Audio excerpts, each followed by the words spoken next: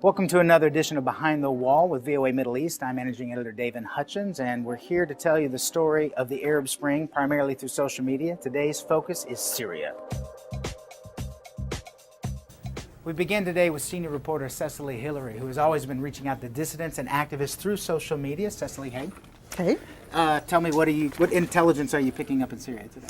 Well, there's been violence across the country, protesters coming out, military, and the thugs coming out after them. I think the most important center of all the demonstrations today has been Hama.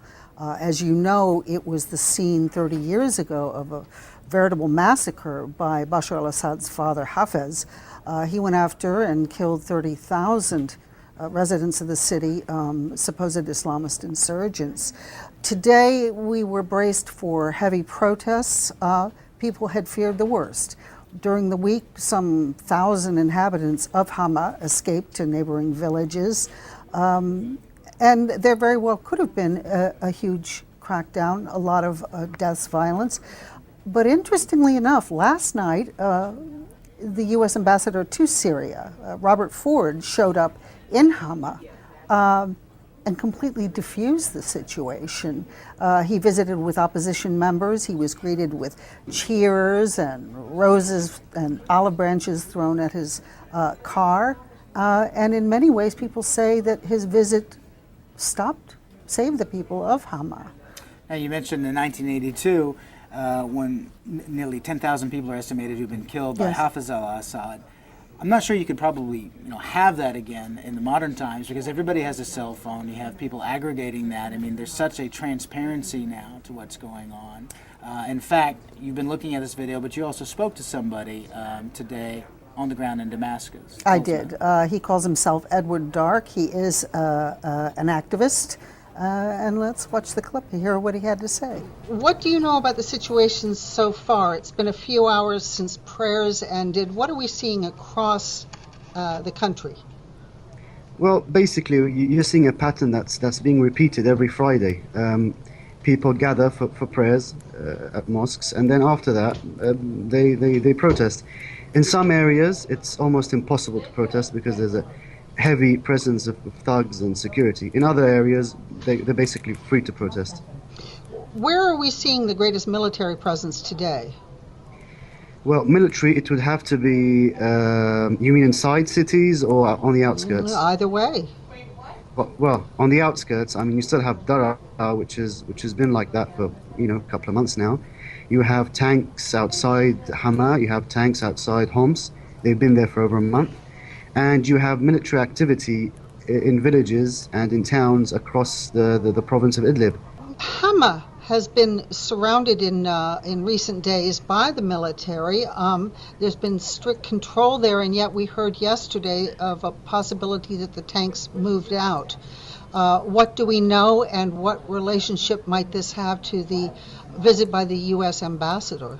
The massive demonstrations as last Friday, numbers in the hundreds of thousands. The situation in the last 3 days in Hama has been very, very tense. I mean, you had local volunteers and revolutionaries setting up roadblocks, burning ties, etc., to try to prevent the security forces from entering and making arrests.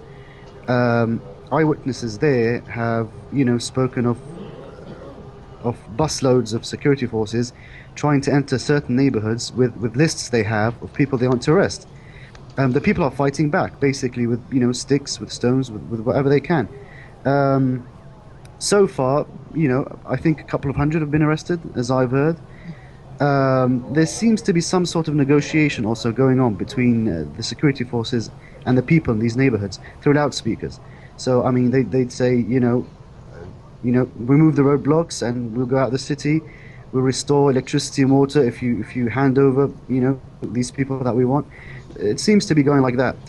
Today, I think there's been a complete withdrawal of the security forces. The people have been allowed to protest.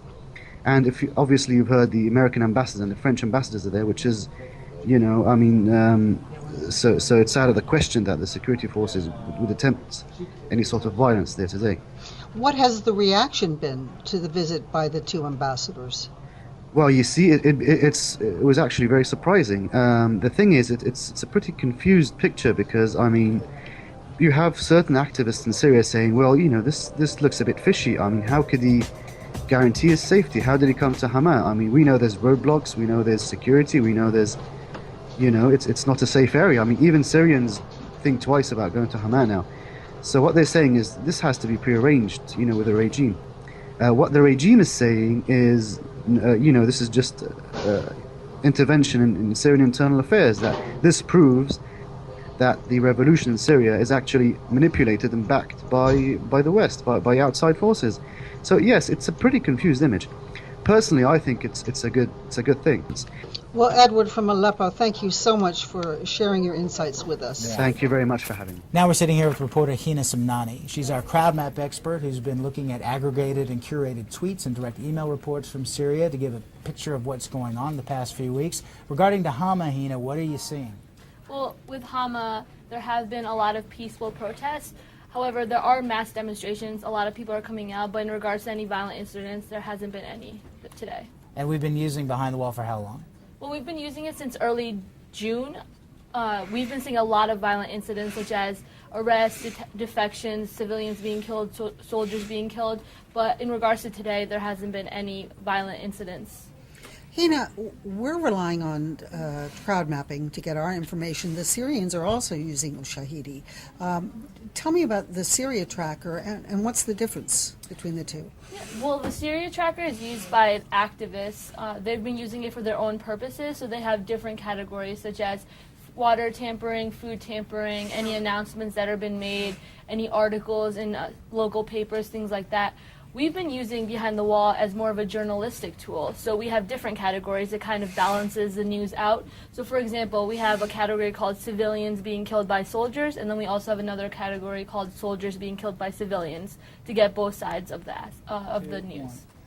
Finally, we're here with video producer Todd Grossons, who's been looking at user-generated video from sources like Ugarit News and Shams News Network coming out of Syria. Todd, what are you seeing today? Well, there's hundreds of thousands of protesters still in Hama. Obviously, these folks are not intimidated by Assad's security forces. So it seems to be really no evidence of any violence whatsoever. And I haven't seen any evidence of any violence on video anywhere in the country, but there is evidence of a security presence in Damascus.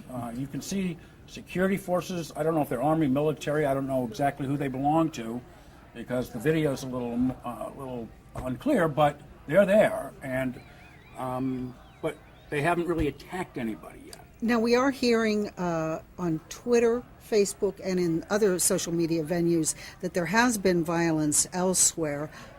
Estimates of as many as 10, possibly even 13 dead. The first casualty of the day was in Dumer, which is a sort of a suburb of Damascus. I've heard 2 dead in the central commercial center of Damascus, Midan, after security forces opened fire. In Bani Yas, we have someone dead, a 50-year-old man. Again, this is all on Twitter. It can't be confirmed, but a 50-year-old man was shot dead by security forces. So I think as we reach the end of the evening, we'll probably hear. Yeah, I wanted to say we have to remember that's up till now. Yes. Anything can happen, as we well know, anywhere in the country. So we'll obviously keep watching. Thanks, guys, and thanks to Hina. That's another Behind the Wall Syria. Thanks for joining us. We'll see you again soon.